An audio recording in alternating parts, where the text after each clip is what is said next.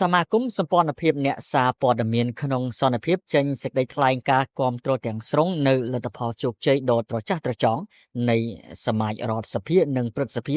ដែលជាព្រឹត្តិការណ៍ប្រវត្តិសាស្ត្រមួយពុំធ្លាប់មាននៅកម្ពុជា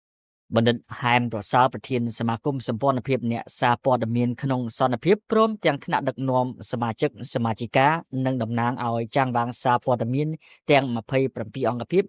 នៅថ្ងៃទី4ខែមិថុនាឆ្នាំ2025បានចេញសេចក្តីថ្លែងការណ៍ប្រកាសគាំទ្រទាំងស្រុងនៅលទ្ធផលជោគជ័យដ៏ត្រចះត្រចង់នៃកិច្ចប្រជុំសមាជរដ្ឋសភានិងព្រឹទ្ធសភា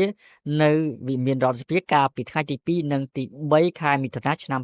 2025ក្រមអធិបតីភាពដ៏ខ្ពង់ខ្ពស់សម្ដេចអគ្គមហាសេនាបតីតេជោហ៊ុនសែនប្រធានព្រឹទ្ធសភានិងជាប្រធានសមាជរដ្ឋសភានិងព្រឹទ្ធសភាសមាគមយល់ឃើញថាអង្គសមាជរដ្ឋសភានិងព្រឹទ្ធសភាគឺជាព្រឹត្តិការណ៍ជាប្រវត្តិសាស្ត្រមួយក្នុងប្រវត្តិការងាររបស់ព្រឹទ្ធសភារដ្ឋសភានិងរាជរដ្ឋាភិបាលដើម្បីប្រជុំពិភាក្សាលើប្រធានបទសំខាន់ចំនួន3គឺ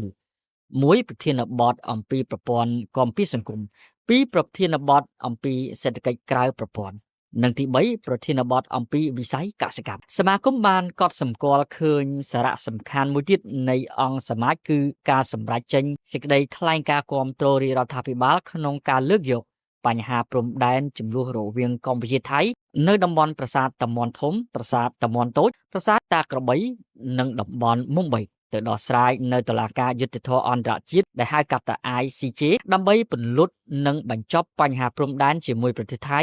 តាមការថ្លែងរបស់សម្ដេចធិបតីហ៊ុនម៉ាណែតនាយករដ្ឋមន្ត្រីគឺត្រូវពន្លត់ភ្លើងជាជាងអង្គុយបបផ្សាយដោយទទួលបានសម្លេងអនុម័តគាំទ្រចំនួន182សម្លេងនៃសមាជិកសមាជរដ្ឋសភានិងព្រឹទ្ធសភាទាំងមូល